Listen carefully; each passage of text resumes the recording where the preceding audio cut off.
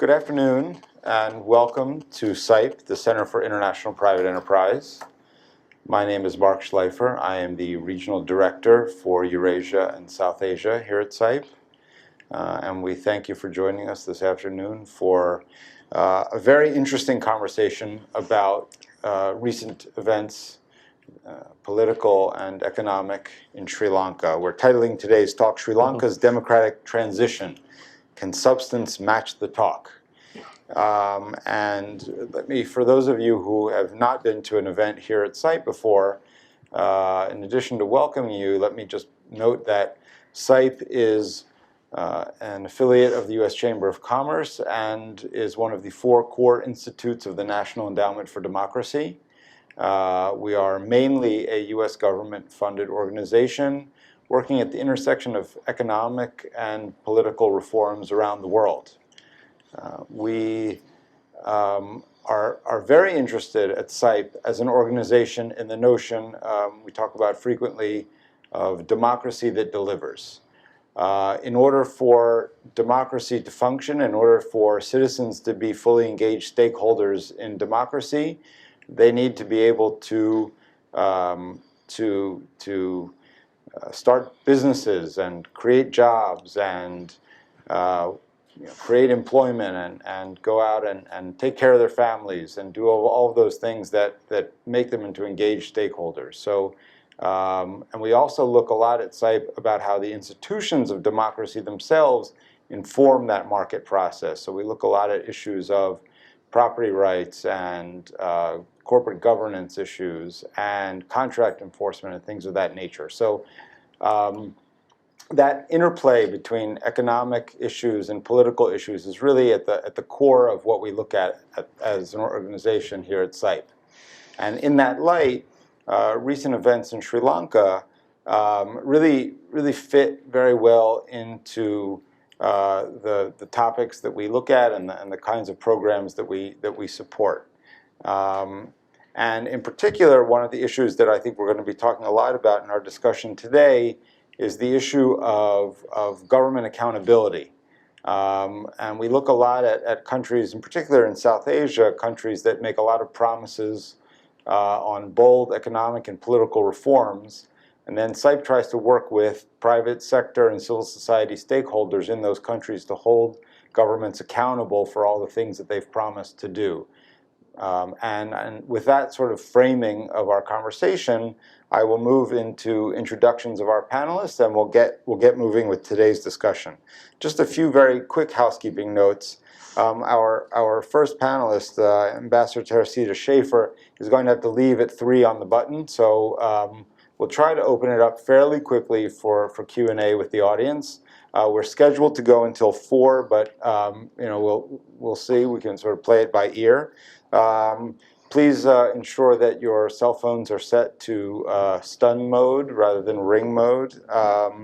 And feel free to follow the discussion by tweeting at CIPE Global using the hashtag CIPE Events. And the speakers can be cited. They have asked to note that their views are their own and do not represent necessarily the views of the organizations that they represent. We were also, just for those of you who saw the original invitation, we were scheduled to have another speaker who unfortunately had to back out at the last minute. That was Mira Doraiswamy from the State Department. So hence we have a slightly smaller panel than was initially billed. So starting at the far right, our first panelist is Ambassador Teresita Schaffer. She's a non-resident senior fellow at the Brookings Institute. She's an expert on economic, political, security, and risk trends in India and across South Asia. Ambassador Schaffer served as U.S. Ambassador in Sri Lanka from 1992 to 1995. And her 30-year career in the U.S. Foreign Service also included the position of Deputy Assistant Secretary of State for the Near East and South Asia. And she created the South Asia program at the Center for Strategic International Studies and directed that program from 1998 to 2010. She is currently a non-resident senior fellow at the Brookings Institution. Next to Ambassador Schaffer, we have Taylor Dibbert. He is a freelance writer and a consultant to the U.S. Counsel on Sri Lanka and a Penn Kemble Fellow at the National Endowment for Democracy. He is based in Washington, D.C., but has worked in Sri Lanka, Zimbabwe, Spain, and Guatemala. And he is, as a consultant to the U.S. Counsel in Sri Lanka and a Penn Kemble Fellow at the NED, he's been the author of numerous articles and has written a book entitled Fiesta of Sunset, The Peace Corps, Guatemala, and a Search for Truth. He holds his degrees from the University of Georgia and Columbia University School of International and Public Affairs. And next to me, I am very pleased to be joined today, straight from Colombo, by Nishan Demel, who's Executive Director of Verite Research. Nishan is, as I said, the head of Verite, which is a Colombo-based policy think tank and is also a partner of CIPES. He is an economist with extensive academic, policy, and private sector experience. In the 1990s, Demel sat on multiple presidential task forces in Sri Lanka. He holds his master's and doctoral degrees in economics from the University of Oxford, where he was a Chevening scholar, did I get that right? And his undergraduate degree in economics from Harvard University. As all of you, as most of you know, I think in January 2010, we saw a shocking political turn of events, I think, for many observers in Sri Lanka, where in a snap election, then President Mahinda Rajapaksa was defeated by a former ally and now President, Maithripala Sirisena, which, in the view of many observers, ended a slide towards... You mean January 2014. 2014. Yeah. Thank you. I've always been known for my ability to read dates off of a piece of paper. Thank you. Ending the country's slide towards slow slide toward what many feared was an emerging or consolidating authoritarian situation. We also saw recently in parliamentary elections that former President Rajapaksa made a run potentially at coming back into power through the prime ministership, but ultimately, much to the I think pleasant sort of surprise of many of those observers, those efforts were unsuccessful. While Rajapaksa lost those elections and did not become the prime minister, I think it's fair to say that he is not politically irrelevant, and there are many issues still at play in the country in which he continues to exert some sort of presence in the country. The platform or the agenda that President Sirisena has laid out for the country is ambitious and includes a set of very robust economic and political reforms that have commenced. And CIPE has been working with Verite, among other organizations, in trying to track progress in meeting those commitments. So in that spirit, and sort of in light of those developments, what I'd like to do is maybe open it up a little bit and start with you, Ambassador Schleifer. When we were talking a little bit before we had this session, you noted that it's important for many of us here in Washington to keep sort of a realistic sense of perspective on the pace of change. So I'd like to ask you, what are some of the features and the factors of the transition that you're following, and what are some of the benchmarks that we can sort of set in terms of the success of this transition period? Well, you start with the fact that the Sri Lankan economy has done reasonably well in recent years. GDP growth has chugged along at a fairly satisfactory rate. This is a country that has low population growth anyway, so 6% growth gives you a comfortable amount left over after you've taken care of the increased population. And with the fact that Sri Lanka is a country that has had consequential elections from the start. Up until the mid-1970s, the opposition essentially always won. That's not a definition of a well-functioning democracy, but it certainly suggests that at least the electoral part of it has worked quite well. And this is a country also that had universal franchise starting in 1931. So there are important pieces of good news. You add to that the human development side of it. You're never out of sight of a health clinic of some sort. The infant death figures are more like Southern Europe than they are like the rest of South Asia. This is a country that's done some really important things right. Unfortunately, it's also done some pretty important things wrong. And between elections, you've had a number of national leaders that governed with an iron hand, that messed around with the Constitution, and that otherwise did things that those who watch democracy, promotion, and human rights in countries like the United States consider deeply reprehensible. It's also a country that has gone through 2 simultaneous civil wars, which is a little hard to imagine, but I think that's a fair description of, on the one hand, the ethnic conflict, and one can talk about to what extent that was a self-inflicted wound. On the other hand, the uprising of the JVP, this organization that's like the Shining Path in Peru. So there's a very complicated history.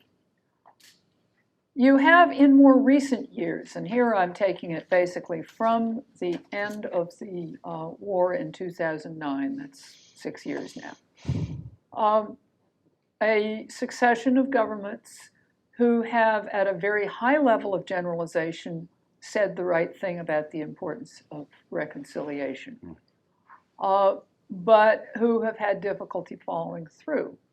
The current government, I think, has actually not done too bad a job when you consider all of the pressures that they're up against. First of all, besides saying the same things at a very high level of generalization, which is not worth all that much, although it's better than the reverse, they have actually done some things that were more specific. They did bring in constitutional amendments that would clip the wings of the president, that would restore the independent commissions that were supposed to police things like bribery. They have gradually and frustratingly slowly, from a lot of people's point of view, including mine, but nonetheless, they have begun starting to take action in some cases where serious misdeeds had gone uninvestigated and unresolved for a number of years. And my most recent example came from the papers, I think it was yesterday, the arrest of 2 soldiers in the case of a politically inconvenient cartoonist who had been missing for several years.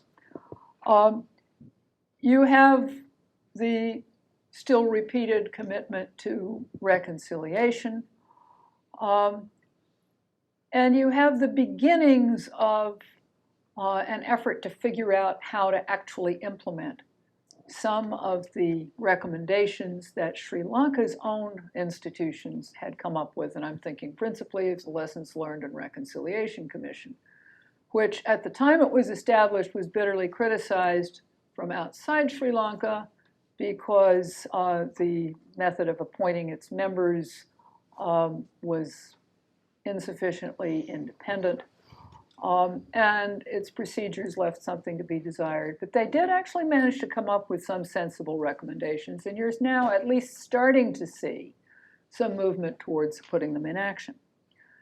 The other side of the coin, however, is the pressures that are on this government from the other side.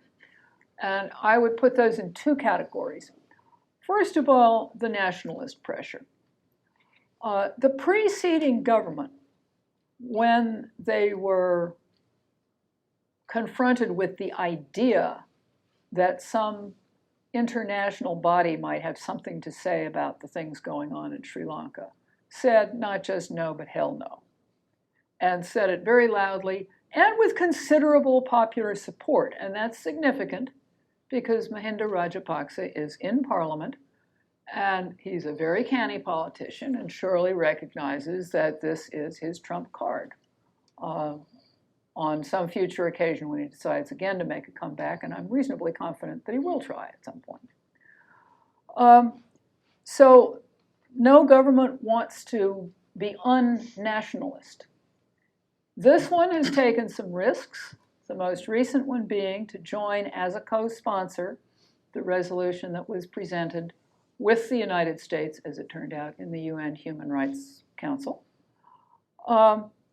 The previous government had nothing to do with any Human Rights Council resolutions or with anybody that wanted to talk about them.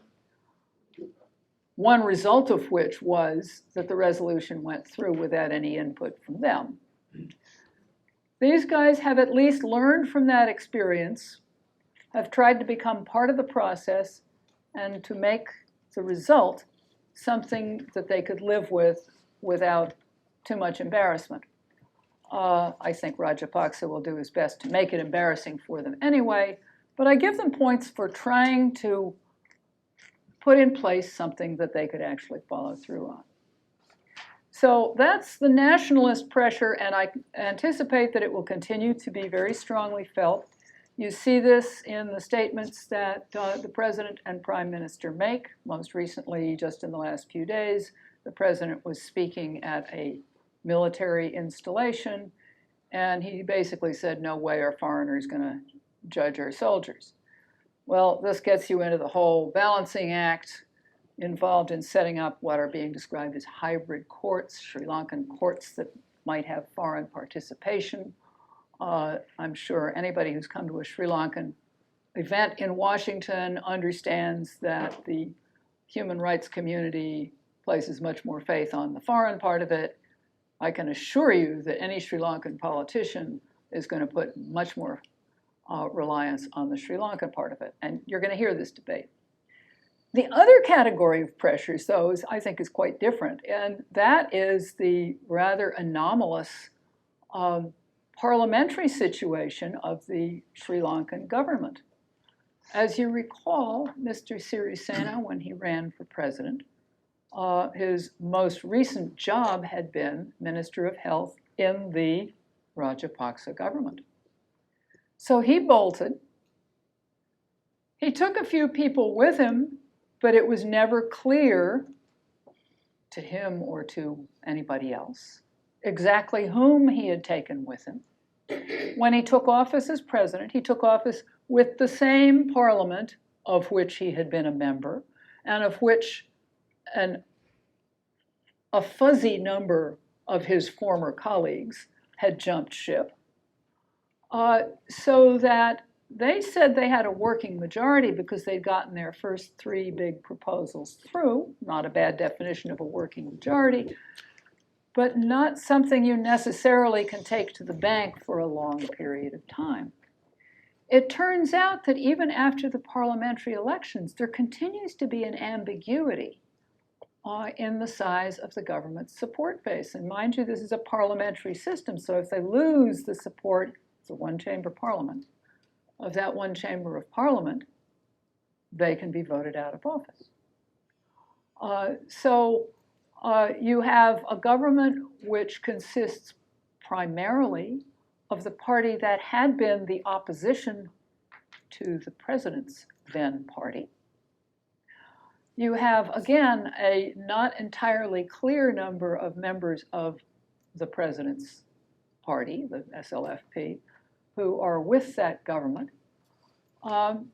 And you have the possibility that if things go badly in some area or other, those numbers will suddenly get turned on their head. And again, no practicing politician in a parliamentary system can ignore the parliamentary arithmetic. So you have a government that is walking a tightrope for reasons both of political pressure and, I would say, of conviction. I mean, they do have some nationalist convictions themselves. And I think that is going to continue to color the atmosphere as they approach political and economic reforms. And I've talked a long time, so we can save the economic bit for later. Well, thank you very much for that very If I've confused you, you probably got the right idea. Yes. Well, and you know, and I think you've done you've done a great job sort of bringing out the confusing elements. I mean, those of us who've been watching sort of affairs in Sri Lanka know that there's very little that is cut and dried. And actually, you know, perhaps following up on the ambassador's comments, Taylor, one of the things that we talked a little bit about prior was the multiple set of stakeholders that the government is responding to, and you know, Ambassador Schaffer alluded to all of these sorts of pressures. Maybe you could also, you know, building on those remarks, bring in a little bit of that sort of ground level pressures and sort of, you know, where the population is. Yeah, I mean, one of, you know, Ambassador Schaffer's right that the government's concerned about, you know, Sinhala Buddhist national elements complicating efforts at reform. But the issue now is that the government, you know, welcomed this resolution at the Human Rights Council that was passed on October 1st. And I think the most important part of that is this call for a broad transitional justice process, right? So what does that mean? That means, you know, a judicial mechanism, some form of accountability, ideally some form of a political solution, an office to deal with reparations, an office to deal with disappearances.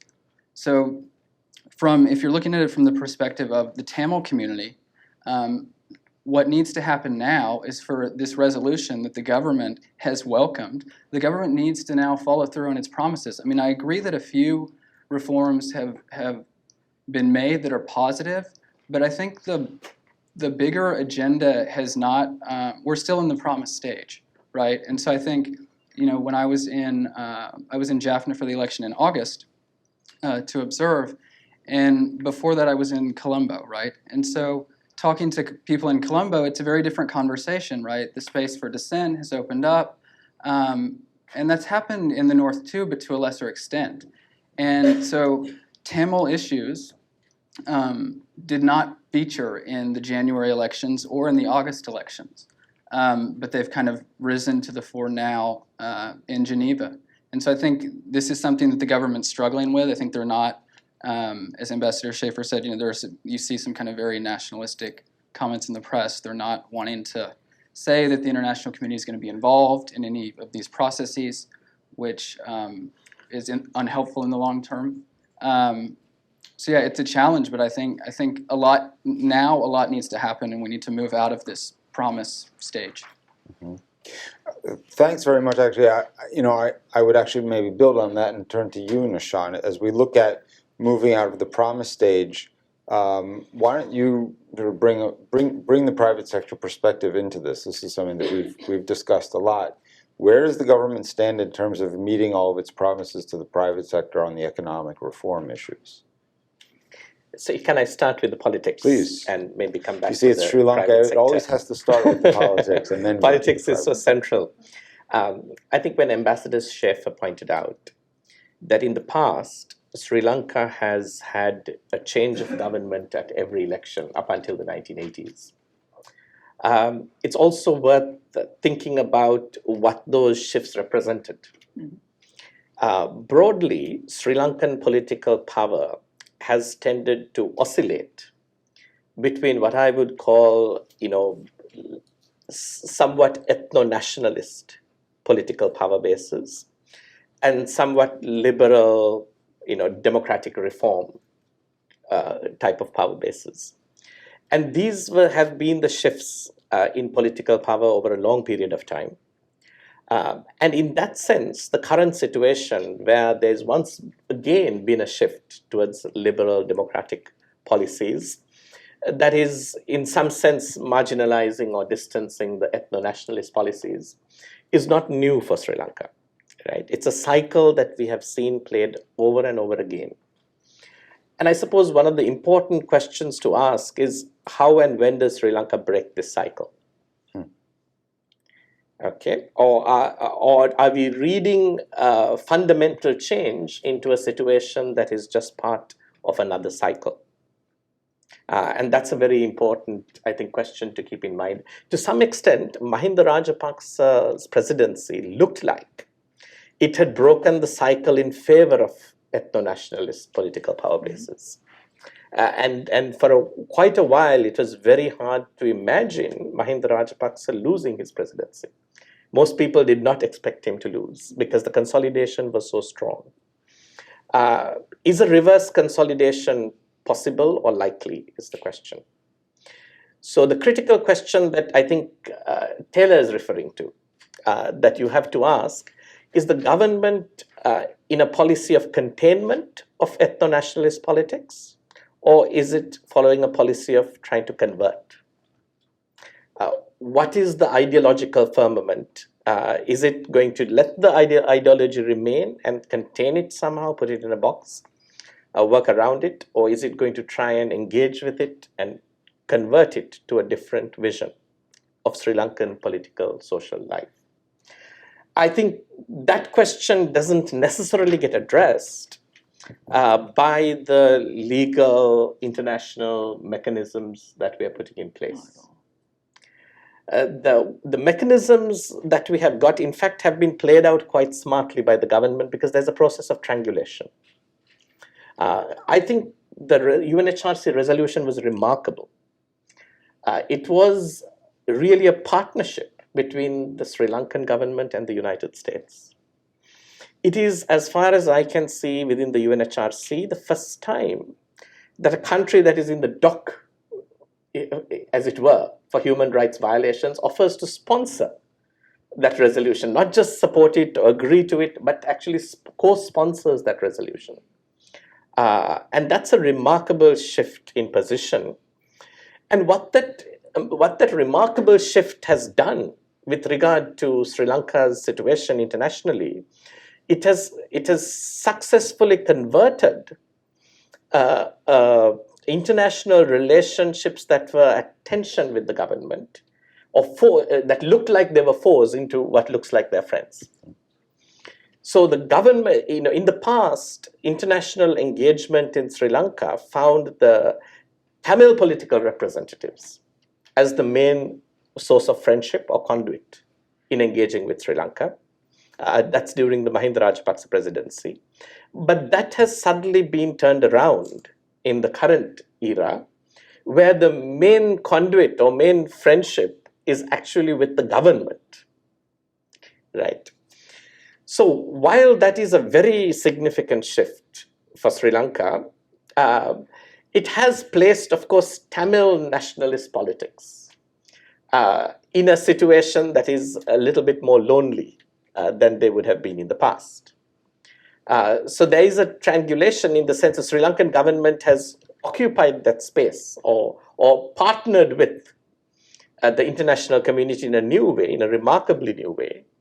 And Tamil nationalist politics that have seen international friendship and partnership as the main form of leverage within Sri Lanka in terms of asking for a new political pact or reconciliation, has been, to some extent, sidelined.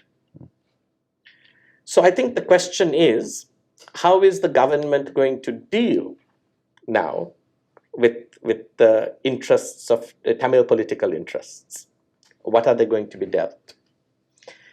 Interestingly, at the same time, you have what Ambassador Schaffer referred to as the nationalist political base, which is not converted. So the government is really in a position to make different arguments in different places, right? It's in a position to tell the Sinhala nationalist base, well, there is this resolution on Sri Lanka that's quite strong, but maybe we can reduce the sting of that resolution if we offer some sort of political settlement to the Tamil community.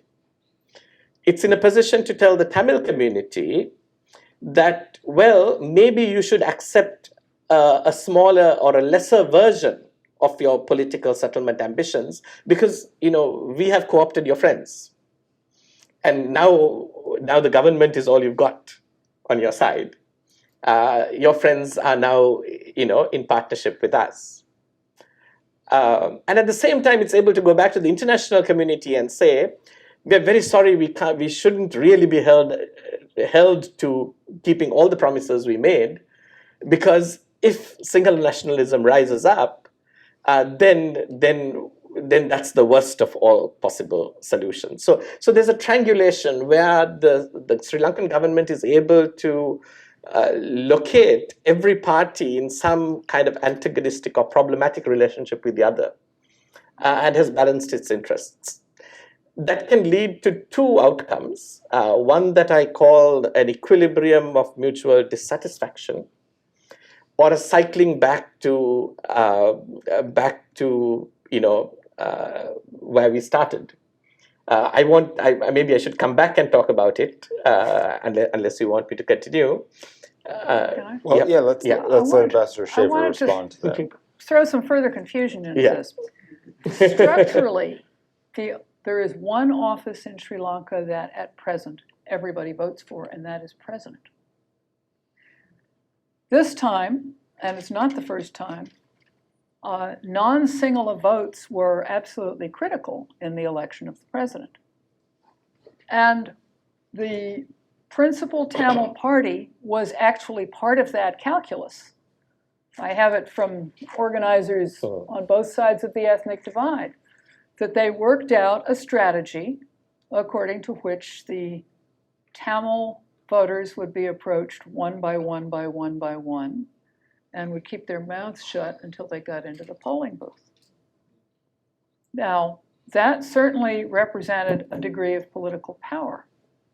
The other side of that coin is, I think it was you who said that it was a very different conversation in Jaffna from in Colombo. Oh yes, absolutely, and I had the same experience last March. In Colombo, and this was of course before the parliamentary election, everybody was saying, well, we can't do this reconciliation stuff until after the parliamentary election, so that's just going to have to wait. Whereas people in Jaffna were saying, okay, they can't do everything, but there's three things that they jolly well better start doing quickly. And they're not necessarily the three things that were the subject of promises. Return of land to title holders, return of the disappeared against whom there is, or the arrestees against whom there is no case, and beginning to account for the disappeared. So some of those were subject of promises and some were not. Talking past each other, you're now starting to see a few little cracks in that wall. The question that I wanted to ask either of you, but I think Nishan is probably the one who's worked more on this, is supposing that we now start looking at the economic side of the spectrum, and you've got as prime minister a guy who over 25 years has demonstrated that he really cares about the economy, and he's actually not a bad economic manager. He was prime minister when I was ambassador there. Supposing that he actually puts his back into making the economy work better, making it welcoming to more investment, not just hotels, but other things as well. What else needs to happen in order for this to become an enticement to greater reconciliation on the ethnic side? They've talked about a Truth and Reconciliation Commission, which arguably could be part of the mix. But in the previous government, you had people who thought that all they needed to do was fix the economy. My working assumption is that that's not correct. But if they made you president for a day or king for a day, what would you do to supplement that and make it an ancillary driver of reconciliation? It's a very good issue, Ambassador, that you bring up, that within Sinhala society in Sri Lanka, the concept of what ethnic reconciliation requires, or the political solution requires, has always been around patching up the consequences of the war. So return the lands, return people to their livelihoods, restore opportunities, and a good life situation. And that if lives are going well, then surely people will forget about the problem. Forgetting that lives were going rather well when the war started. Jaffna was relatively prosperous, educated, and the Tamil community was relatively successful in Sri Lanka. The causes of the war are not the same as the consequences of the war. And a sense of political autonomy, dignity for the ethnic class, this has been a rallying cry for the Tamil society ever since independence. And you will notice that unlike Sinhala community, Tamil votes are not bought by patronage. This confounded the Mahinda Rajapaksa presidency no end. His son even got up and said, hey, you know, we've doled out so much money to you guys. You know, in their campaigns, they gave saris to women, which is a formal form of Sri Lankan dress. They gave lots of gifts, and people went and took them, and they voted the other way. You know, in the upcountry Tamil community, in Sinhala society, that's not the experience. If you give people something, they're grateful and they vote your way. But the Tamil society always said, you know, we will not sell our dignity. So the causes of the war are relating to a sense of dignity that Tamil society aspires to, and a significant adjustment in political structures and governance will be required to meet that expectation. The economy itself will not do. Coming back to that, how is the economy doing? How is the private sector? Give Taylor a chance to And jump just in, one thing, and then so we'll come the back to sense you. of dignity, and then the thing about what people in the North might want. So for sure, I think, of course I'm not Tamil, but my sense is that the return of land being occupied by the military, that would be rank high on the list. But a broader question related to the question of human dignity has to do with militarization, right?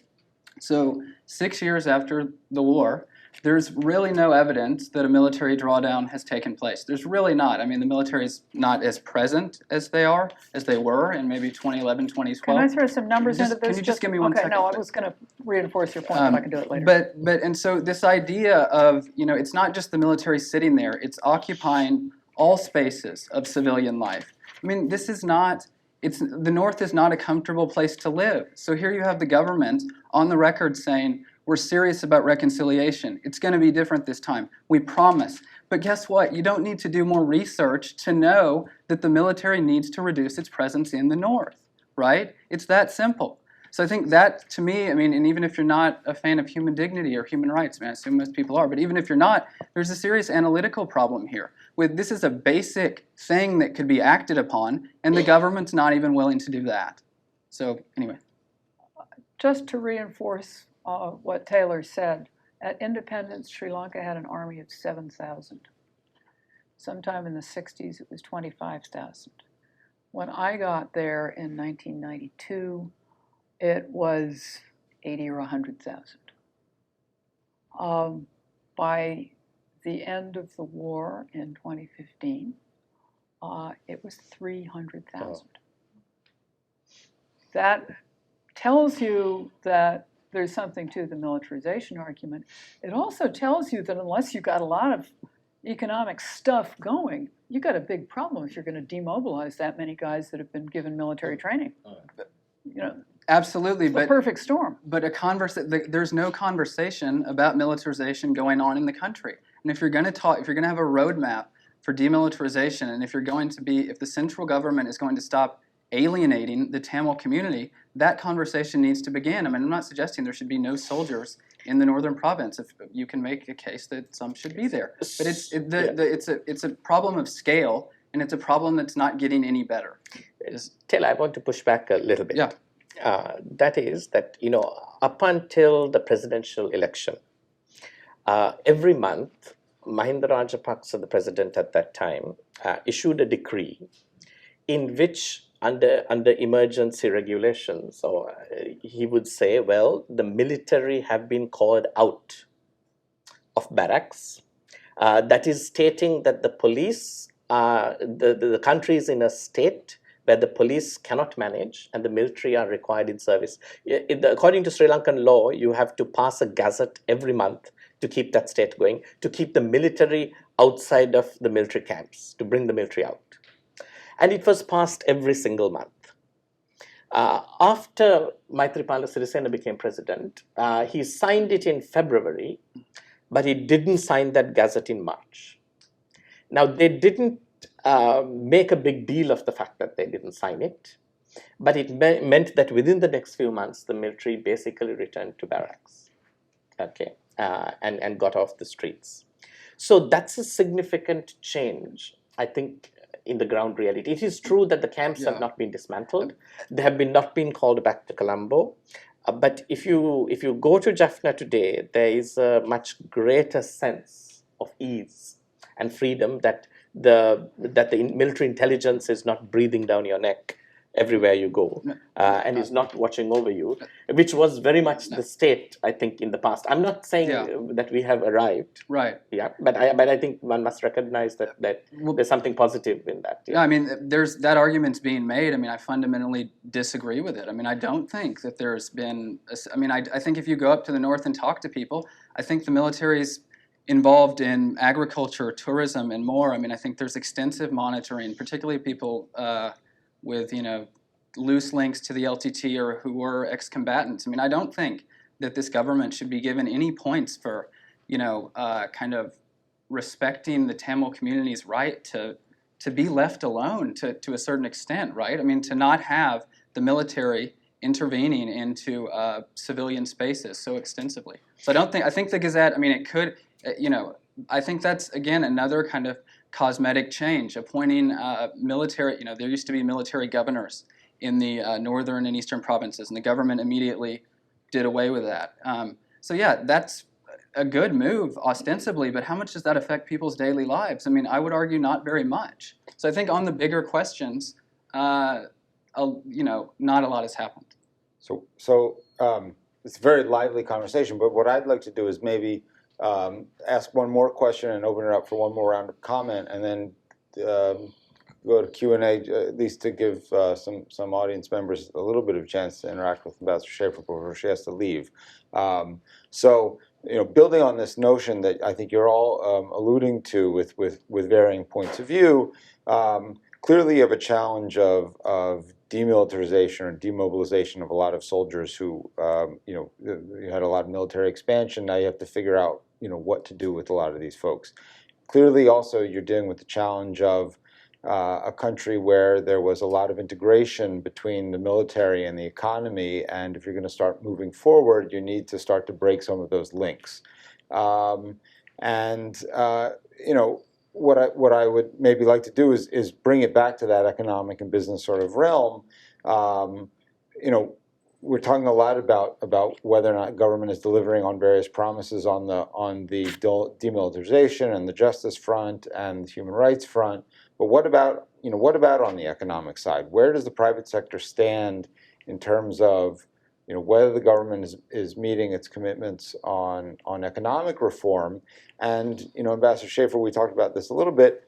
What needs to happen in terms of economic revival? What are some of the things that you would identify as some key points? So maybe start with Nishan and then I'd say three things to do on the economy: jobs, jobs, and jobs. If you look at the last 10 years of the Mahinda Rajapaksa presidency, Sri Lanka grew almost no jobs, less than 1% rate of growth on jobs. Many years you had 8% economic growth rate, almost zero job growth. We used to call this the phenomenon of jobless growth in Sri Lanka. As the Sri Lankan economy fuels itself by helping workers get jobs in the Middle East, low-skilled or unskilled work outside the country, that then fuels remittances. So remittances have increased to almost 10% of GDP. While jobs are not increasing, 30% of the labor force are in agriculture, they produce 10% of the GDP. Agriculture is unproductive, and yet people have nowhere else to go. Demobilizing the military means creating jobs that can absorb the people who are demobilized, but jobs are not getting created in the country. So there is really a critical structural problem of job growth and job creation. So keeping workers at home and exporting goods rather than importing goods and exporting your workers needs to be the change in strategy, which to some extent I think the government, even the Mahinda Rajapaksa government, began recognizing at late stage. But the economy is going to find it very difficult if there's no expansion of jobs. Only 35% of the women even participate in the labor force, which even for South Asia is quite low. For Philippines, lots of other countries in Asia, there's a higher rate of women participation in the labor force. So not only are jobs not, so unemployment levels keep coming down because people are opting out of the labor force, working abroad, but jobs are not growing. And you just got to look at the job numbers in the US. We all wait for the jobs report, right? We don't have a jobs report in Sri Lanka. We should, because it will tell you something very important about the state of the economy. I think the private sector, if I can just comment on the private sector in Sri Lanka, the private sector in Sri Lanka has gotten used to a system of protected business growth.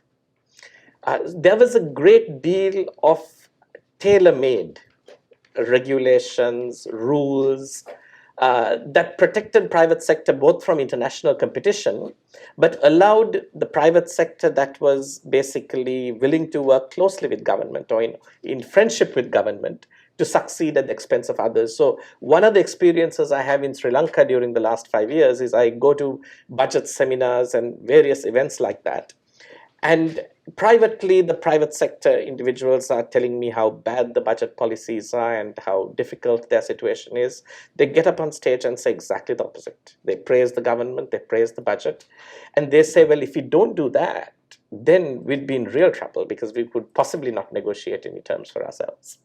So you had a carrot and stick situation where the private sector felt they had to play ball. But ironically, it seems over 10 years, the private sector got quite accustomed to doing business that way. They knew who they had to speak with to get concessions. After a while, this perverse way of operating, of deal making with the government and negotiating your space and protection, rather than having a level playing field and a competitive environment, became a norm that you understood. So after the change of government, there's a great deal of confusion in the private sector, because who do you go and talk to now? It's like the confusion in the media. You know, journalists in the government newspapers call up ministers and ask questions, and they say, well, how do you want me to report this? What is the angle you want? How should I write this story? And the minister says, well, you're the journalist, you write it any way you want. And they don't understand.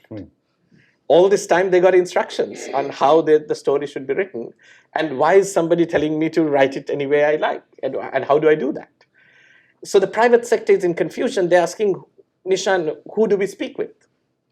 Who should we approach to get this done? And I say, well, maybe the context has changed and the rules have changed as well. Maybe you appeal publicly. Maybe you do research. Maybe you make platform arguments rather than individual arguments. But I think that adjustment process will be an uncomfortable one, naturally. And we can't blame the private sector or the government or anyone for that. Neither should we pretend that government's perfect and everything operates above board. And I'm not representing that idea of government. There are the normal problems.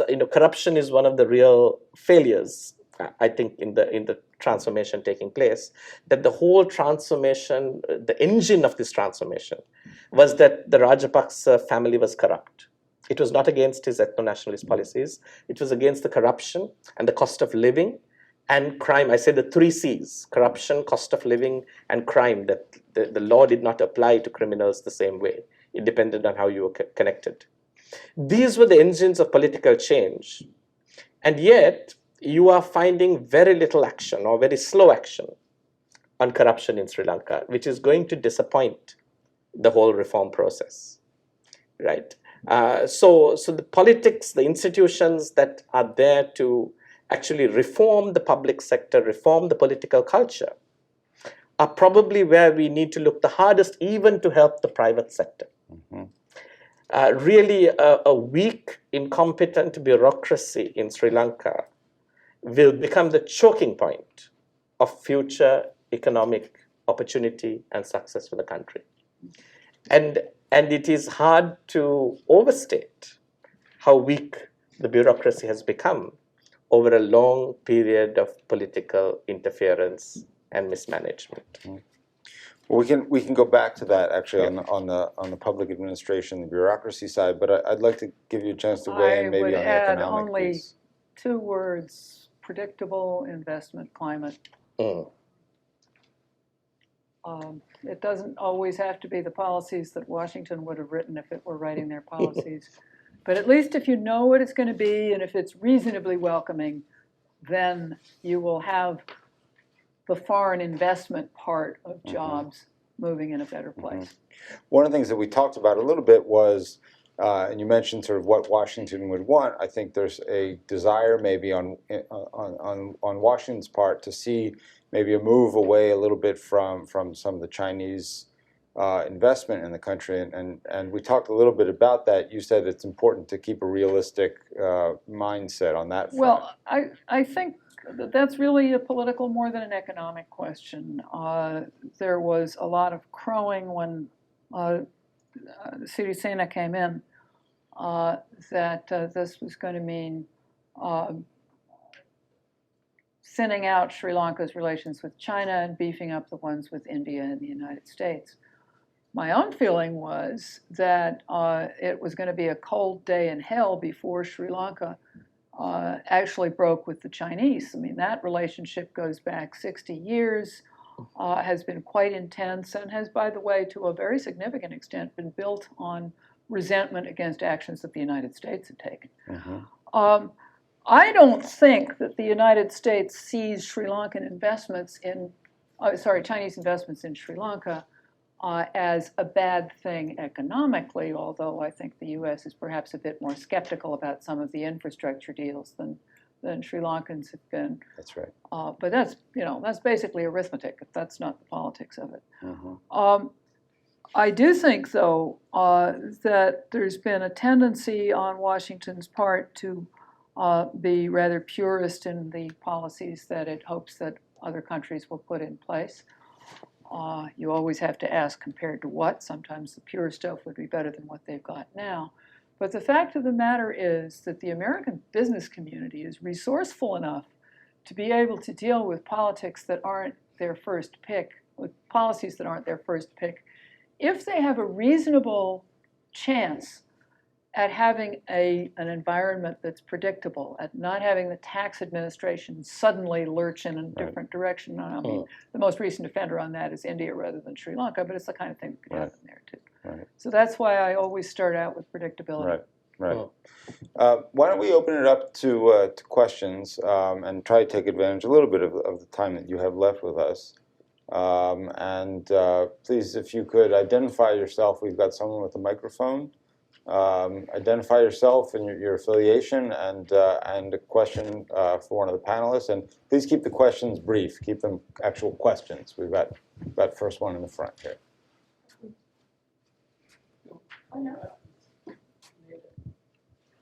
One in the back. In the middle. That's right. Yes, thank you. Keith Schultz with the U.S. Agency for International Development. So I'll take advantage of having our guest Nishan here and go right to you and talk about the recent elections and the point being that the makeup of the majority, the government's majority in the parliament is still a little bit questionable. Obviously, there are going to be a lot of different types of reform efforts being launched, especially through Parliament. And it seems to me that perhaps some will be supported and others won't. What would you be looking at in the first year or so in terms of major reform efforts, either ongoing or new ones that you think this government will focus its attention and efforts and resources on? Yeah.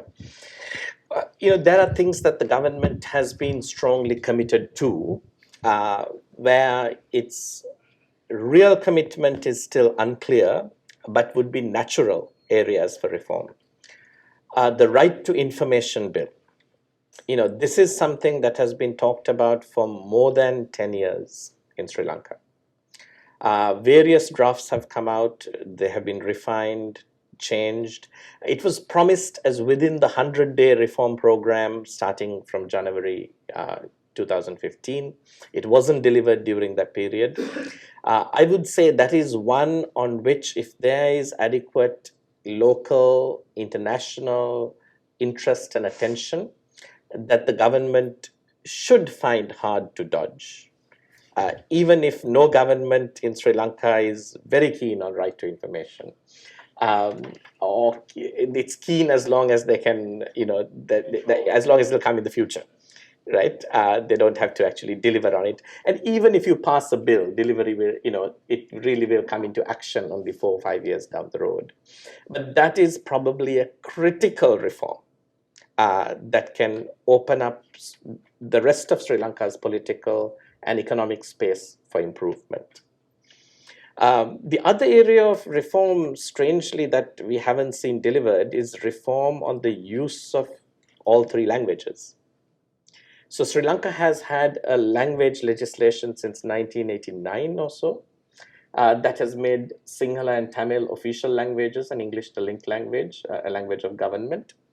And yet you can go, we have called every single police station in the country and found only a handful are able to have a policeman that speaks in Tamil, even in Tamil areas of the country.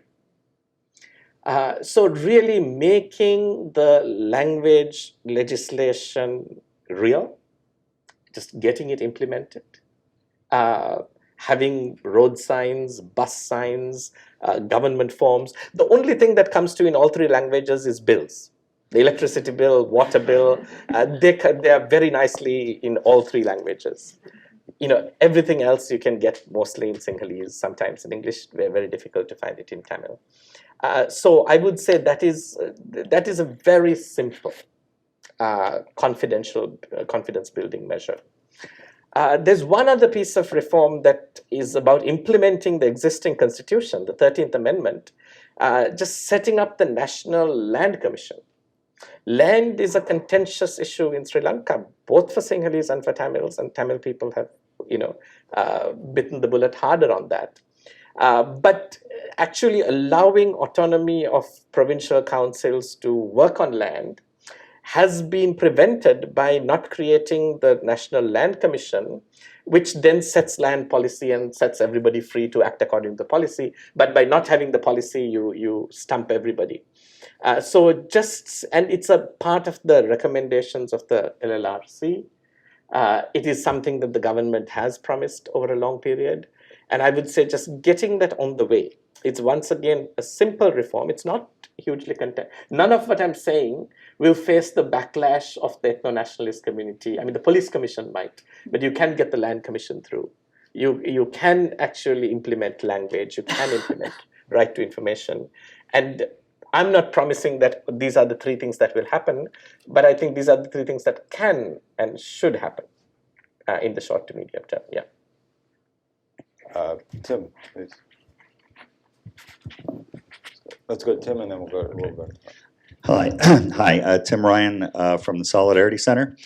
Ambassador Schleifer, I'd add to your predictable investment climate, equitable as a descriptor, because one of the things that we're beginning to find, and in fact we're engaged in a study at the present time, is looking at both labor standards and issues like remuneration between the North and East and the rest of the country. And what our concern was, we also see some of this in the public sector in terms of allocation of resources, is a 2-tier system beginning to emerge. Some of the same companies, for instance, manufacturing in the North, are paying less for the same jobs, for the same product that they're paying in the South. In part, it's an economic development issue, but we're also seeing this as one of those things that can also be an issue that addresses conflict and conflict resolution. And so in terms of both economic development and also senses of grievance and conflict, we think this is going to be an important issue also for both the government and the private sector to look at. I think that's a good point. Differential wages inside the same country is something Americans are familiar with. We have it in this country big time.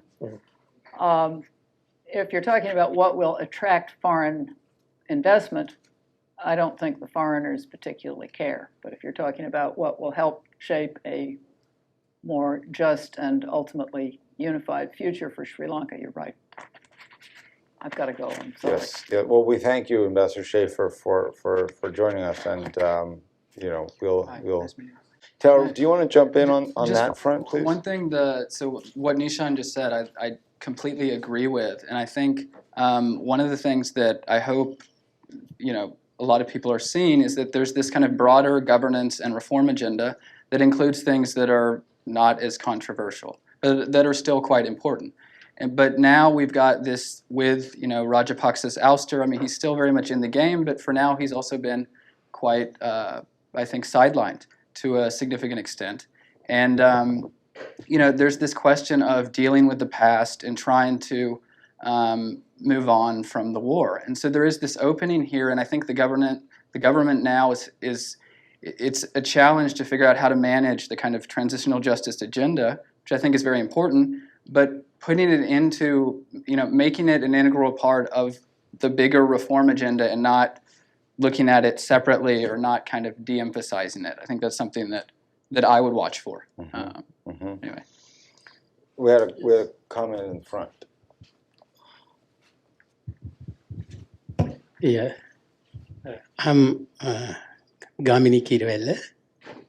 Up to next week, last week I was professor of modern history at University of Peradeniya. Now I am deputy chief of mission, Sri Lankan mission, Washington. I would like to draw attention to another dimension, that is constitutional reforms, because ethnic crisis is not really a conflict between two communities. It is basically a crisis of the state, because state failed to integrate all collective identities on the basis of equality and partnership. Therefore, main issue here is to reform the state. Then, in order to reform the state, one main step should be the constitutional reforms. I think this government initiated the broader constitutional, the reforms, constitutional reform. That is very important. Because at the same time, one of the issues of ethnic crisis conflict is alienation of one section from the main political process. Now, at the elections, during that elections, that process was reversed. It is very important. Main political party, the Tamil TULF, took part in the central politics even before the elections. It was very part of the broad political coalition in the south, you know, bringing Maitripala Sirisena into power. That is very important. Even right now, there is a very close understanding between leader of the opposition and the government, even though he is the leader of the opposition. That understanding is the basis of our democracy. That is very important. You know, right now, at the general elections, in the south as well as in the north, extremist elements were defeated by the people. Now in the north and at the south, we have the moderate political leadership.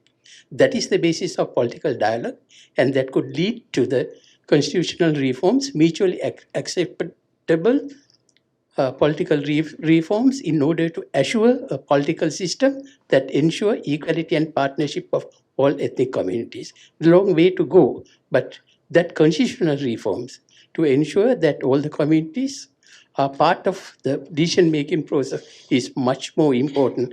That is the basis of reconciliation. Thank you. Can I respond to Please. that? So is it okay if I call you Professor Kiravalla, because that's how I know you from past? So I think Professor Kiravalla makes an important point. Am I being picked up on this? Yeah. Except I think that I would like to position what you're saying as perhaps an equilibrium, what I call the equilibrium of mutual dissatisfaction.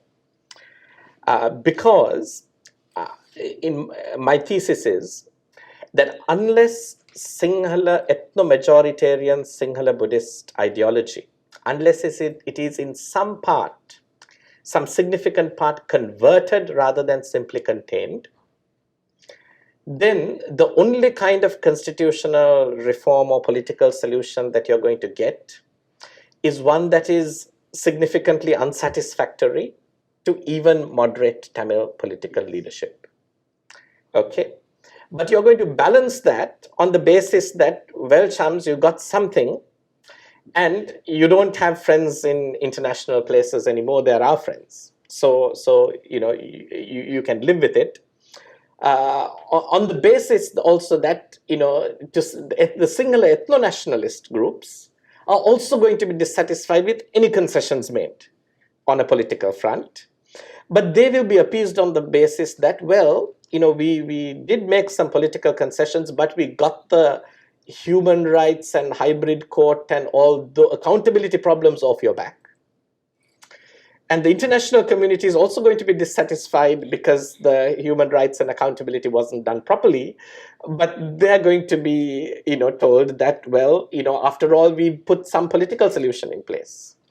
So equilibrium of mutual dissatisfaction. Everybody is somewhat dissatisfied, and yet understands that dissatisfaction is mutual, and this might be a negotiated kind of middle ground that you might want to live with. Now, that's the optimistic view. The pessimistic view is that such an equilibrium will actually undermine moderate Tamil political leadership, where it will cede its democratic space and electoral base to more extreme nationalist demands, and the factions that are even within the TNA. The chief minister has positioned himself on a more stringent Tamil nationalist position.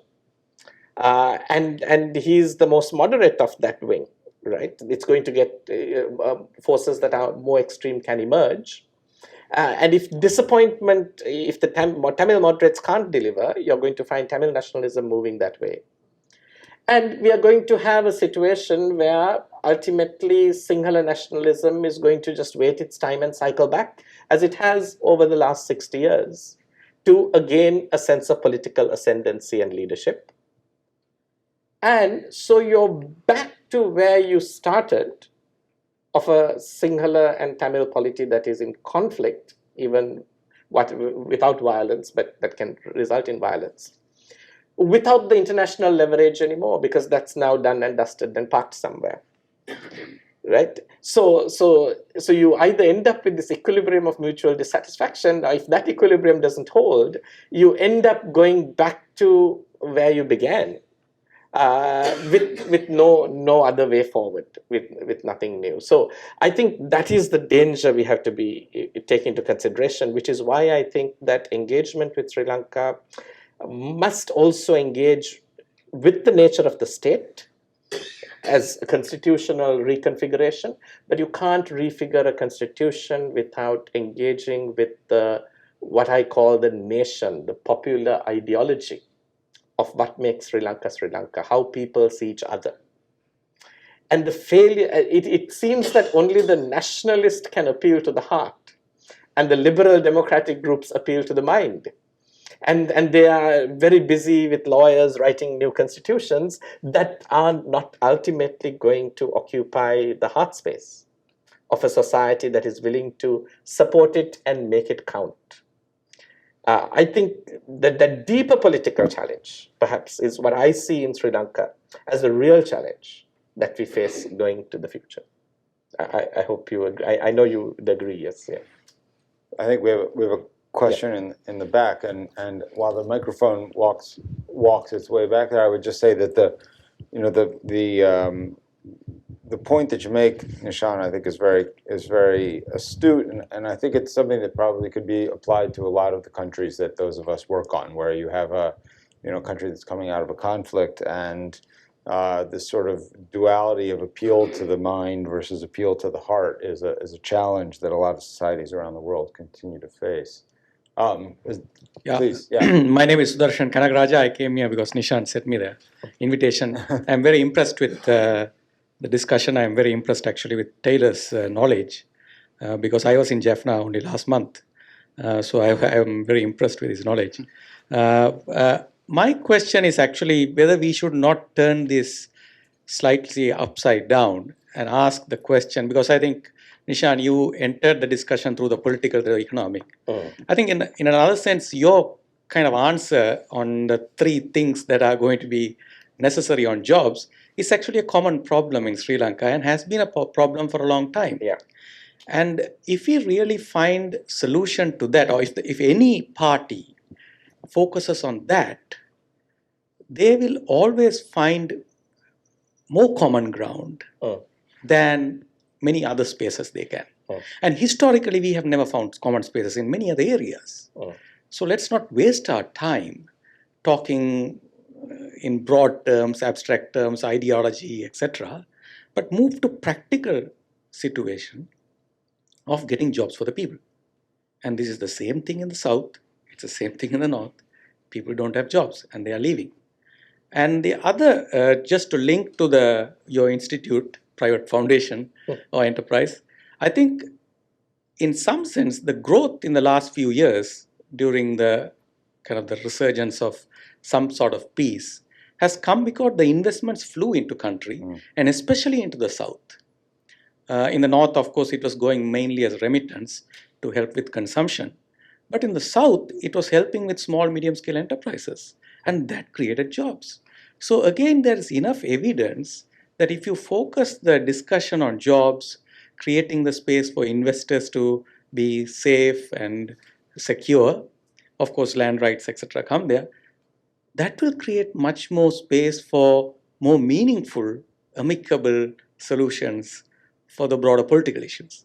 So I'm just throwing this as a way of seeing the future, and whether the government should actually not focus on that. And this applies for also the USAID or whoever else who is engaging on these issues, because I think USAID has a lot of discussions on the private sector development. I think it will be useful to kind of think a little bit more about this, because I find that there's an unnecessary preoccupation on the political space where the rate of return might be very low and we'll all be disappointed. What do you think, Taylor? Would it, Before Taylor jumps in, I want Taylor to answer the question. I just want to say, it's interesting to have Sudarshan here because I'm a Sinhalese in Sri Lanka. Sudarshan is actually from the Tamil community in Sri Lanka. And Sudarshan, I don't know whether you came a little late. At the beginning, I started by saying there's causes of the war and consequences. And I'm still putting jobs and economic outcomes as solving consequences, clearly useful. Necessary but not sufficient is my view on that, but I'd like to let Taylor take the rest of the question. Would a strictly sort of bread and butter jobs policy? I mean, I guess it won't be a surprise that I would not go in that direction. I mean, I think the space that's opened up now is worth pursuing in kind of multiple tracks. I mean, I take your point. The jobs thing is essential, but I think that's exactly what we don't want to happen, is to put all the tough issues on the back burner when there's actually a chance that more progress can be made. And then your point about AID, when I was living in Sri Lanka, like especially 2013, 2014, when it looked like Rajapaksa was going to be around forever, I mean, you saw development. Funding was drying up, people were frustrated, people were leaving, except offices getting smaller, budgets shrinking, and now that's not happening, right? And so one thing I think that is critical for AID and other people wanting to fund projects, and admittedly a lot of it is kind of this transitional justice track, but regardless, is to make sure that what's going on is inclusive, it's inclusive development both in design and implementation. And that sounds so obvious, but so many times it doesn't happen. And I think, so it's something to keep in mind. Please. Hi, Angel Sharma from the American Bar Association's Rule of Law Initiative. I was curious to see what challenges, if any, you think will be posed by the government or just, I guess, societal influences in trying to combat any sort of corruption or have any sort of legal judiciary reform in Sri Lanka. I think the biggest challenge in combating corruption is Sri Lanka's political culture that has been very much a part of the corruption story. Just like I'm talking about a change in societal imagination of what Sri Lanka is, whether it belongs to the Sinhala Buddhists or whether it is a more pluralist society, I think we'll turn the corner on corruption when politicians can't get away without having a system that can send politicians to jail. If you look at the rest of East Asian countries that have really managed to turn their economies into the fast track, there was a point in each country where they were able to, through public protest, through very serious public engagement and protest, ultimately set up and sanction institutions that could put their politicians and their police in jail. Sri Lanka is not there yet. And it's not clear that we will get there in this cycle or soon enough. It's almost as if we had this major transformation a little too early. Because really, it's, Yahapalane is the word that people use to describe the new presidency. Yahapalane means good governance. Ironically, a World Bank coined term in the 1980s and 90s, right? But when Sri Lankan society elected the new president, Maithripala Sirisena, it's like the hero of Yahapalane had been installed in his chair and we can all go back to rest. It actually took Maithripala Sirisena allowing Mahinda Rajapaksa to come back into political office in his party, which was a major disappointment and a blow to his supporters. Right? It was seen as a betrayal for people to recognize that, Yahapalane is not the hero that came to save us, but it is the orphan that we must now look after and nurture. And when Yahapalane becomes an orphan and civil society and issues of corruption, civil society, people get mobilized about caring and protesting and matching their vote to the consequences how government acts on that. Then we are going to see change. We are not going to see change because we've got a good set of politicians who like to do the right thing. We are going to get change when there's a compelling political incentives to change. We may not be quite there, but I'm happy to say that when I read the Sinhala press on a weekly basis, that Yahapalane, good governance, even though it is, now often has become a kind of yardstick. You see commentary, discussion in the papers that saying this violates the promise of good governance. Now, under Mahinda Rajapaksa, people didn't make that claim or didn't make that protest because that promise wasn't, socialized or internalized. So there is some hope, but still a significant distance to go in realizing that. Yeah, I mean, to my knowledge, there's been a handful of indictments. No one's really been held accountable. This was like just an enormous issue for several years. And so I guess I'm not sure what's going on. I mean, some people, someone in Colombo the other day was telling me, well, it's going to take time. It'll take time for the system to work, and some of this stuff is very complex. I'm not sure all of it's that complex. I mean, I think at what point do people start saying, okay, this is a road to nowhere? I think it's a question worth asking. More questions? Thanks, Verite.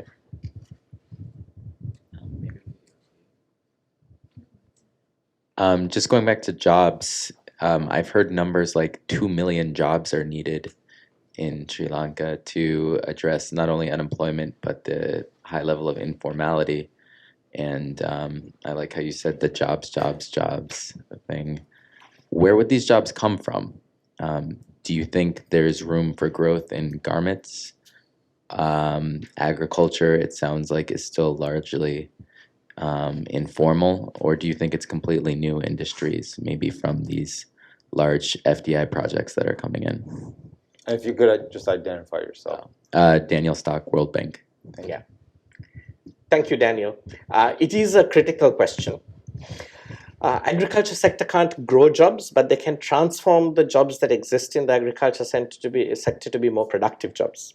They have to reduce the jobs, so there needs to be a technological transformation in agriculture in Sri Lanka, structural transformation that allows farmers to be more than subsistence workers and really produce and save in a way that they can become part of the saving and investment community. That's happened in Taiwan, that's happened in in Malaysia, that's happened in many countries that went through economic transformation of some sort.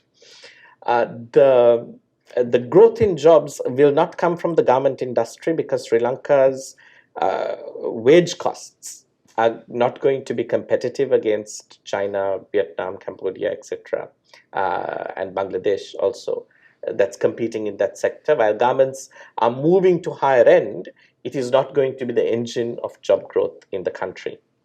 Really, the only real hope is that Sri Lanka begins to be able to export in a much greater way than it is doing now.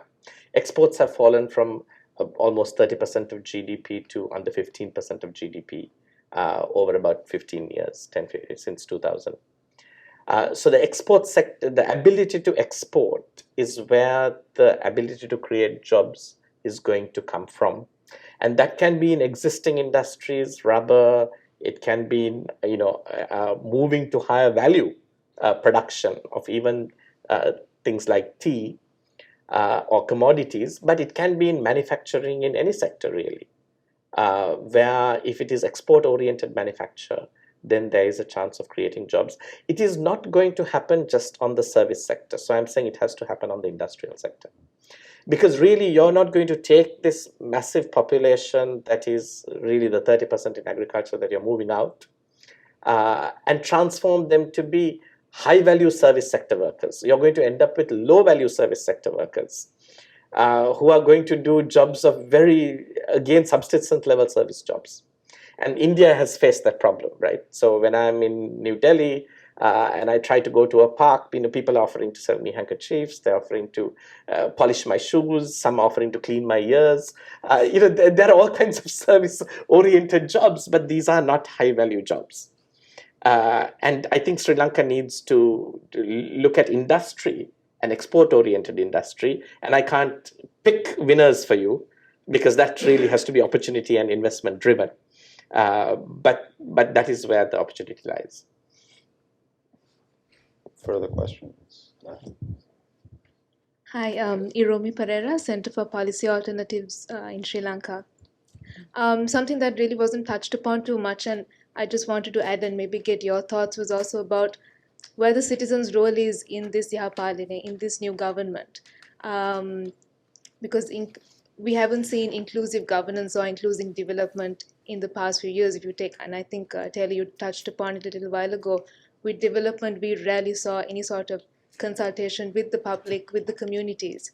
We saw thousands of families being evicted in Colombo even up until less than a year ago, with no consultation about what sort of a city were we beautifying, who it was for, and even with the development that we see now with the megapolis. Have we seen any sort of discussion about opening up these plans for the public? Who are we creating this megapolis for? Who is going to come in? Who are going to stay in these hotel rooms? Who are going to stay in these apartments? And at the same time, I think that citizens' participation should extend to constitutional reform also. Even things like RTI or any sort of bills should be opened up for public scrutiny. And I think with the election and the victory earlier this year, it created that momentum for the public to make these demands of this new government. And I think any sort of planning or any sort of work that we do in Sri Lanka needs to have an active participation of the public, and also make sure that we are also vigilant in holding our new government accountable to these promises. For example, even with this new with the new appointments to the commissions, I saw recently that one of the lawyers appointed to the Human Rights Commission was actually the lawyer for Pilayan. And now there are allegations about whether the Constitutional Council really did pass these names, or whether it was the president or someone at a higher level who bypassed the Constitutional Council. So it's great that we have a Constitutional Council, but is there transparency? Is there accountability? So just your thoughts also about where we as citizens, what is our role and what is the government's role in making sure that we are included as civil society, as citizens, because we have not seen it. Nishan, you and I have both experienced it. Yes. Yeah. So just your thoughts. So Taylor wants me to go. Yes. I will say something that's not going to be popular because you can't do this with programs. In Sri Lanka, you get lots of political cartoons, lots of cartoons in newspapers that show very fat politicians and large size. Politicians are always caricatured as large stomachs, and they're very large. And invariably, there is Citizen Silva, the ordinary human being, who's the victim. You can see his whole, rib cage. He's a skeleton. He's carrying a heavy load. And the politician is invariably responsible for victimizing this poor Citizen Silva, who is suffering in the country. I always look at them and say, this is not really the truth. Sri Lanka's citizens are culpable because we have adopted a culture in which we vote for politicians who are able to do us favors, not those who build institutions, not those who establish the rule of law. If you look at the politician's public day, hundreds of people come to him just to get a letter, to get my kid into school, get my husband into a job, get all kinds of favors, undue benefits that the citizen thinks he can get by getting a letter from the politician. So this moral kind of compass in our society, right, that sees the citizen as somehow manipulating the politician to his own advantage. And in reality, the politician then returns that favor and manipulates the citizen to his own advantage. But that partnership of mutual corruption has made us subjects. And there is no strong moral vision that animates Sri Lankan society. And I think until there is a moral vision that animates society, you can't say that we are citizens. Right? Democracy does not thrive in a society where everyone is playing for themselves. Democracy succeeds when I'm able to care for something other than myself. Amartya Sen has a very famous thesis on famine. He says famines never occurred in a democracy. That you need an authoritarian state to create a famine. Why? If you read that, what you realize is the reason that famines don't happen in a democracy is because there's freedom of information. And when it gets, because the people who die because of a famine can't depose the politicians who starved them. So technically a famine should be quite beneficial because you starve a population to death somewhere, the rest are happy and they can vote you in. That's not what happens. In a democracy, when one group hears about starvation somewhere else, it's politically costly because everybody gets angry about it. So that fellow feeling, that moral sensibility that guides voting and public activism at a mass level is really the stuff that makes democracy meaningful and workable. And in Sri Lanka, we have the problem in two ways. We have a kind of urbanized population that is really, and even rural populations that are really looking to manipulate and have politicians that do their bidding, which is why corrupt criminal politicians can get elected, because they are able to dispense favors and patronage that people actually are willing to exchange for better politics and better policy and better institutions. And secondly, because we have also this ethno-nationalist culture where the Sinhala Buddhists think they are the primary citizens and the host of the country, and everybody else lives as guests. So we have no concept of equal citizenship across ethnicity, right? And we have no concept of moral, or we have a lower concept. Clearly there are lots of moral ideas that animate Sri Lankan society, including gratitude, which Mahinda Rajapaksa played on to get votes. But we don't have a kind of moral citizenship, I think, model adequately developed, because democracy in Sri Lanka is young and hasn't actually progress through that structure.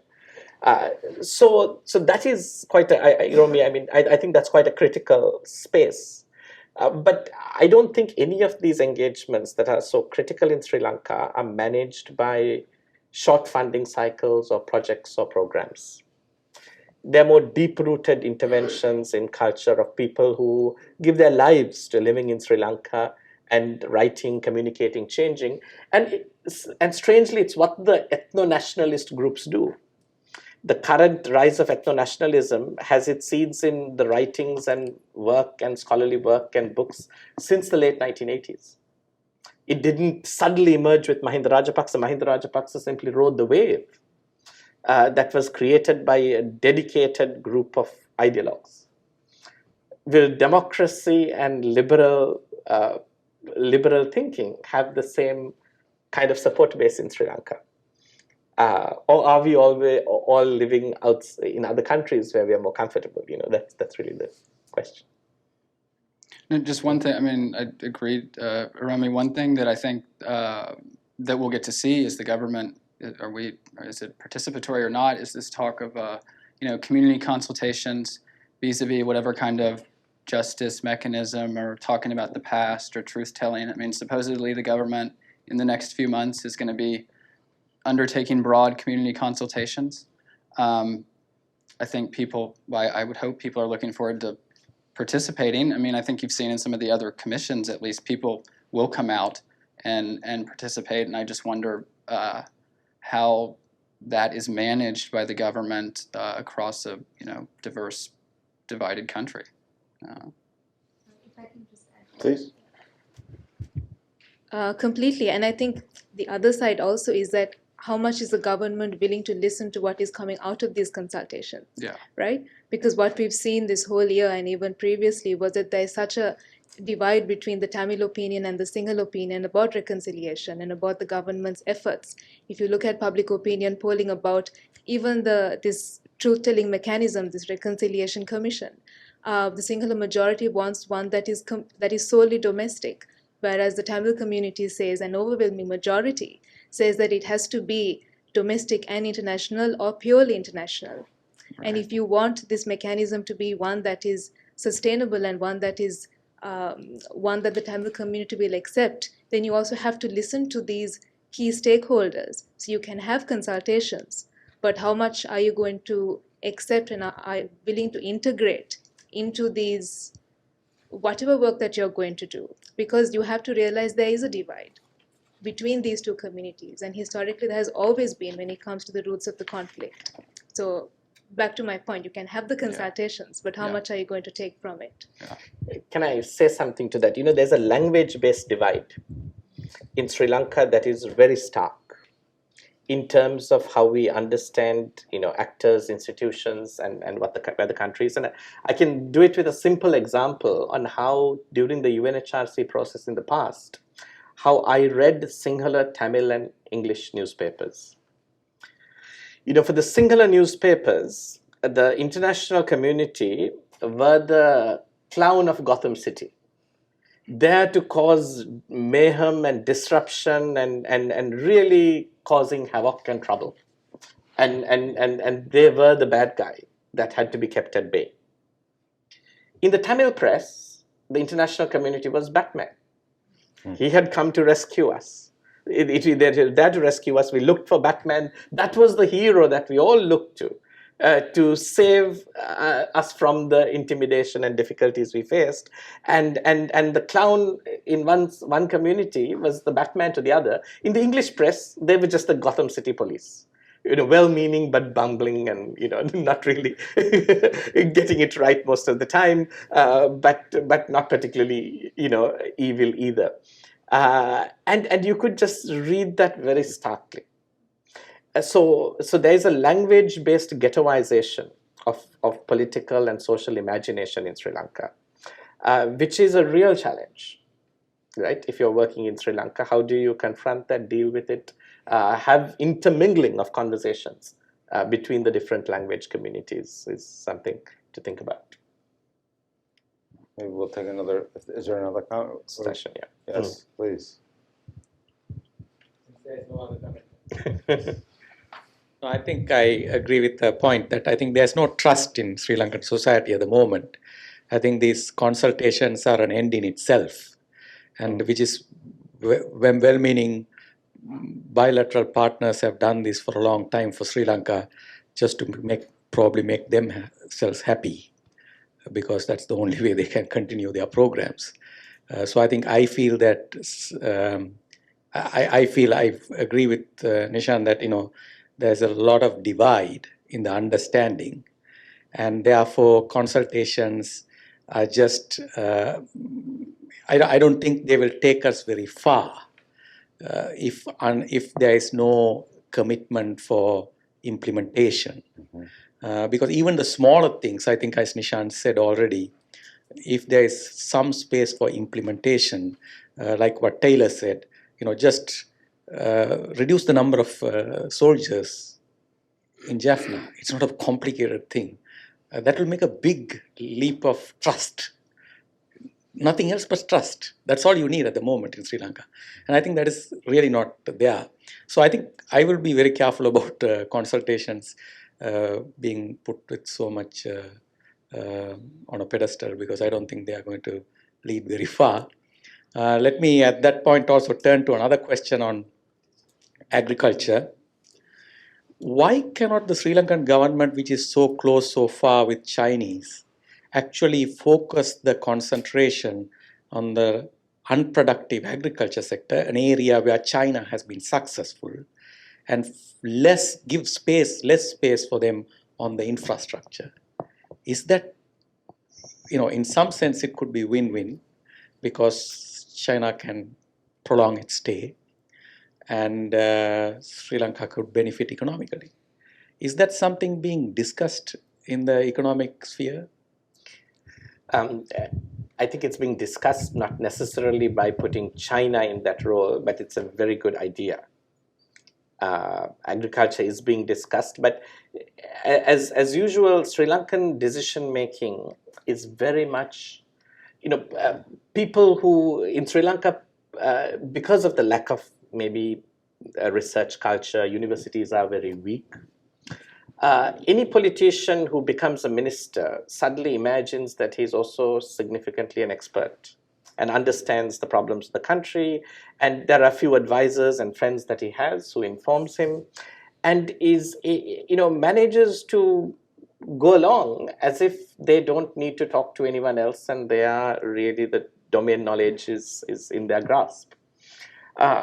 And so sometimes you really have to, it's not enough to do research on have good answers. It requires all sorts of networks to get into political decision making and influence it at a personal level even, which is really not the way it ought to be, right?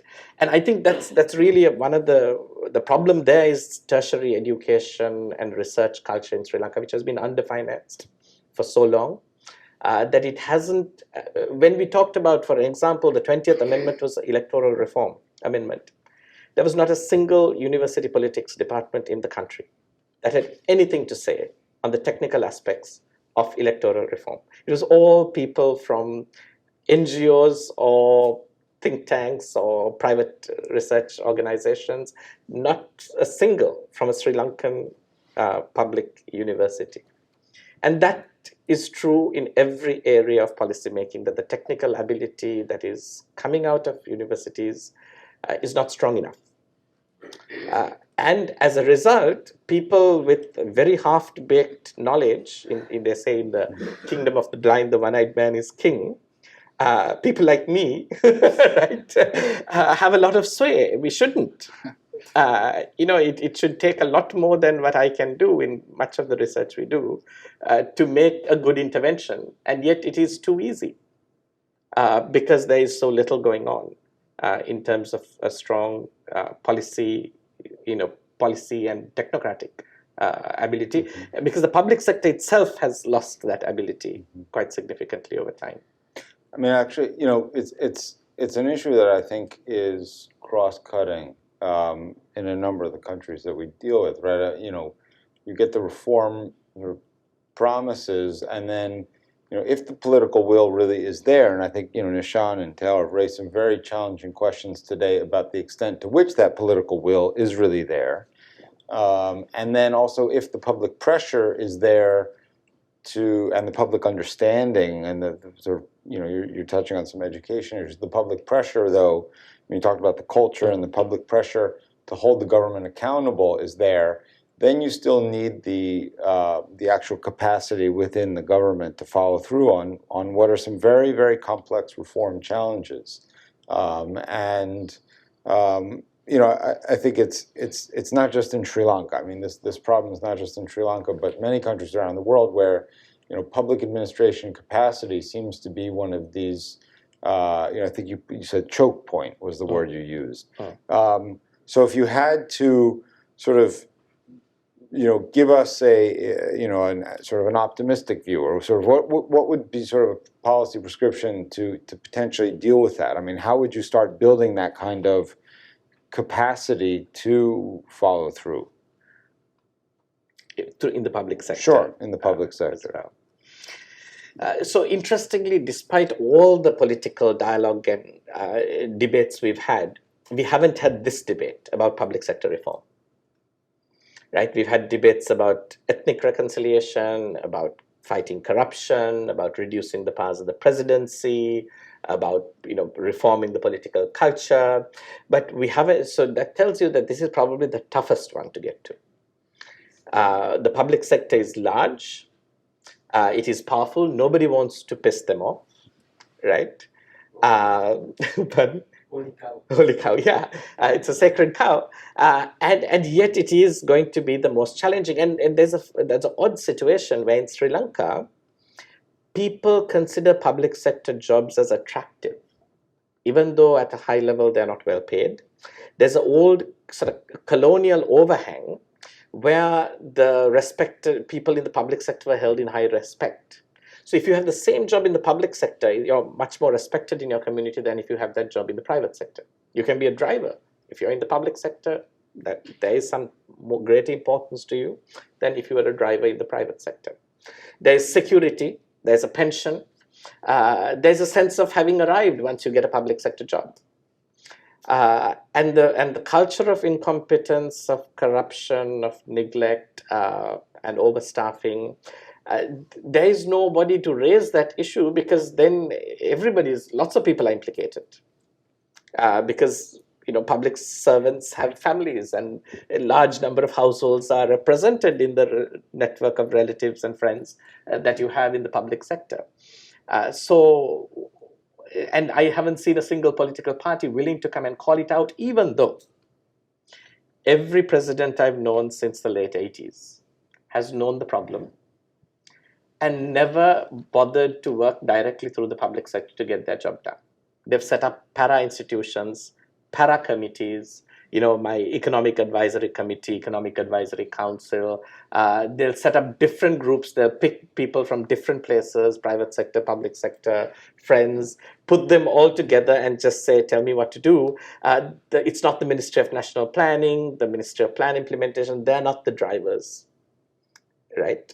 The problem has been getting worse, and even this government has a bunch of para-committees that are really running government. It's not the public sector ministries that are doing that job for them. So there will have to come a point of I think the political recognition is there, but without a significant public recognition that creates the political will and space to do that. I mean, in the US and in the UK, I mean, just take two examples. There's always talk about how the public sector is wasteful, you must have smaller government, etc., right?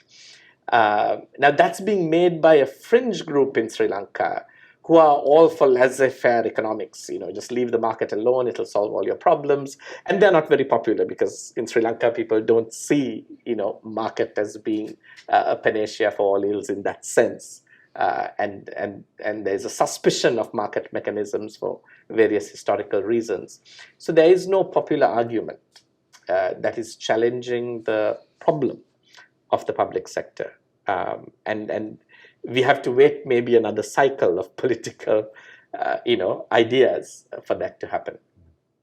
And of course, to bring it back to today's topic, if we're talking about accountability measures, if you are setting up all these sort of parallel governance structures, then to whom does the citizenry go to monitor government accountability? I mean, who is then expected to deliver, and where do you go? You know, if all of these functions are sort of moved offline or behind closed doors, then it raises some real serious questions about monitoring implementation of the reform process. Do we have more questions?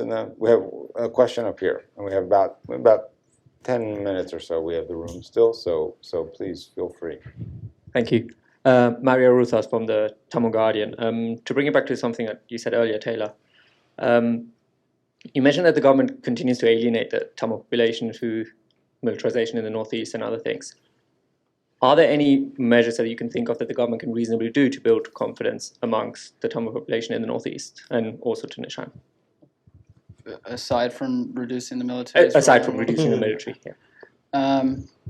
Yeah, I mean, okay, so a big one is, as I'm sure you know, there was a round of prison, people were on a hunger strike, Tamil political prisoners, last week, and that lasted 6 days and is over now. And the President Sirisena has said, I'm looking into this, and I'm gonna make a decision by November 7th. I don't really know what that means. But we are talking about, I think, at least a couple hundred, maybe 300, maybe more. I mean, there's no clarity on that. That's a problem that could be resolved, I think. But releasing these people or bringing them to trial. I mean, we're talking about people that have been in jail a long time. The war's been over for more than 6 years. I think that alienates the Tamil community. I mean, on a kind of more ambitious agenda, a more ambitious goal would be repealing the PTA, which has been, has had a disproportionately negative effect on the Tamil community for a very long time. Or at least, setting up a commission to talk about, I mean, not that I would be that optimistic about them setting up a commission, but you could still, I mean, doing something on that front, those are two things. So PTA stands for Prevention of Terrorism Act, for those who don't know. I think there are a couple of other things that I would pick out. The person known as Karuna, who actually came out of the LTT and then joined the Mahinda Rajapaksa government after having set his paramilitary up to kind of work with the army, has been charged by the LLRC. Lots of investigative commissions understand that he is guilty of a very particular crime, of killing a very large number of policemen who surrendered in the eastern part of Sri Lanka in 1990. So the number can go up to 600, but maybe not all 600 were killed after they surrendered. Some were killed before. But the police were asked to surrender to him, and he presided over just a cold-blooded massacre of those people. There's another individual, the only one named in the LLRC report, called Inya Bharati, who was a child soldier recruiter for the LTTE and Karuna's faction as well, and is known as a kind of a monster who, for his sexual violence, attacks on people, and the way he just brutalized families and communities. And the evidence against him is so large that the LLRC actually named him, right, and said this person should be prosecuted. Mahinda Rajapaksa appointed him as an organizer for the SLFP in the East. It is politically not costly in Sinhala society to prosecute these two people. And I can see Tamil society welcoming it. Yeah. Right? It's a very simple measure to say justice should be done, and we are taking some initial first steps in that process. There's supposed to be a list of detainees that everybody has been asking the government for from since the war ended. That has not been released. Now, the latest information I have on that says that actually the government is finding it very difficult to figure out this list itself because they did not keep proper records. And if it came out with any list at all, it would show that they are not unable to account for a large number of people, that families will come out and say actually were handed over to the security forces. But that matter has to be brought to some closure because people need to know what happened and people need to know whether their family members are in jail with government or not. So whatever list you has to be consolidated. And if a right to information bill was passed, you could request it under right to information. Tell me whether you are holding this person, right? So that's another one. And I think land remains such a crucial issue, that creating some autonomy for the provincial councils on land and land policy by creating a national land commission is again a confidence building measure. Because these are things that the Mahinda Rajapaksa government also resisted. So coming out, and they have a lot of land handed back, but actually the land handed back was the land that Mahinda Rajapaksa had planned to hand back as election patronage, but was stopped by the election commissioner. So those land certificates have Mahinda Rajapaksa's picture in them. There was other land handed back in Sampur that had been taken over for investment and development, and that was definitely a confidence building measure, the handover of Sampur land. But I think creating a sense that Sinhala people will not use land as a means of control and manipulation, right? And giving Tamil people that confidence will be a trust building measure. There are probably a lot more, and I'm sure there are people in the audience who can, Hiromi can tell us a few more, but I should, Yeah, I mean, in the interest of time, we've got about 5 minutes to go. I would like to ask you both a closing question that reflects on the ticking clock here. You've each laid out for us today a number of issues where I think that Sri Lankan citizens want to see more progress and faster progress. And Ambassador Schaffer talked a lot about some of the pressures and the realities that might be checking the pace of that progress. But how do you each see the clock moving? I mean, we've got issues that you're talking about with land, with corruption, with prosecutions, with reconciliation, job creation. Where are we on the clock for this government, and where is citizen patience in this process? How does this process move forward, and how long are people going to be prepared to wait to see some tangible signs of progress? Yeah, I think even though there are certain things that could be done tomorrow, I think the next 6 to 12, 18 months at the longest are going to determine Sirisena's political legacy and kind of the future direction of the country, or we'll at least know, is this in 6 to 12 months, did certain people have misplaced optimism about how much change would happen? But I still, I think, I wouldn't say I'm wildly optimistic, but I do think with these, the elections in January and then in August, and then with what happened in October at the Human Rights Council, there is a chance to, kind of start breaking the cycle of impunity and building a more inclusive state. Just see if it happens.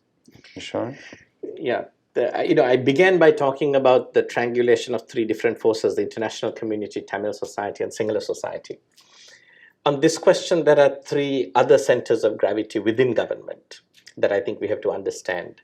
There's the presidency, there's the prime minister, and there's the ex-president, Mahinda Rajapaksa. So President Sirisena, Prime Minister Ranil Wickremesinghe, and ex-president Mahinda Rajapaksa. These three centers of gravity are important, and the outer orbits of these three centers of gravity are able to move between each other. So really what you're having is not a government that is somehow has one mind, but actually a political establishment with three different interests, three different minds that is in contestation. The positive view is that this creates a sort of check and balance that can result in doing things that are popular and that the public is actually asking for. The experience of Sri Lanka is that strong government does not actually deliver beneficial democratic change. Strong government has delivered outcomes that are favorable to strong government. If you look at the J.R. Jawaharlal presidency, every constitutional amendment just simply was, not moving in the taking democracy forward, but taking the centralization of power forward. It's when he felt weak that the 13th Amendment is passed, which actually decentralizes power. It is when President Chandrika Kumaratunga feels weak and is about to lose her parliamentary majority that she passes the 17th Amendment, which puts all the independent commissions in place. It is when Mahinda Rajapaksa is at his strongest soon after winning the war and a presidential and general election that he passes the 18th Amendment that centralizes power and builds, and breaks down the institutions. It is precisely when government was extremely weak after the January presidential election, when the actually sitting government did not have a majority even in parliament, that you brought the 19th Amendment that pulled back the powers of the president and put back many of the independent commissions. So Sri Lanka, while political theory tells us that strong government is useful to get good reforms, that's not the Sri Lankan experience. In Sri Lankan experience, weak government helps us to get reforms because then each one tries to outdo the contesting party by appealing to something that is popular in the public imagination. The public become stronger when the political institutions are weaker. So that's the positive outlook, that yes, this is a very strange contestation, but precisely the weakness and the need to legitimize yourself in that can actually result in paying more attention to what is driven in the public and media as popular positions. So the civil society actually has a much larger and important and decisive role to play, provided the government doesn't, of course, logjam itself, which is the pessimistic view, right? But everybody has an interest in delivering and pitching themselves. At the next election, Mahinda Rajapaksa, President Sirisena, and Ranil Wickremesinghe are all three going to want to be president and are going to want to differentiate themselves, and they're going to ask people to look at their track record. So now is the time to actually ask for a track record, to set an agenda publicly, right? Without depending on the political heroes to deliver the reforms. To think of reforms as orphans that we must nurture and represent to the political process. And I think that's optimistic. Oh, I think that's a very good note to close on. Ultimately, at the end of the day, that is democracy, right? Yeah. I mean, that you have various leaders establishing a track record, putting that track record out there for the public to evaluate, vote on, decide on, and it's that alternation of power between one party and another that creates sort of the institutionalization of peaceful democratic transition. And if your optimistic scenario is indeed the case, and if that does come to pass, then indeed we can say that democracy has been restored fully in Sri Lanka, and that would be I think the ultimate sort of positive result to come out of the processes that we've seen over the past period in time. So on that note, then, on Nishan's optimistic scenario, please join me in thanking our panelists, and thank you again for coming to CIPE today.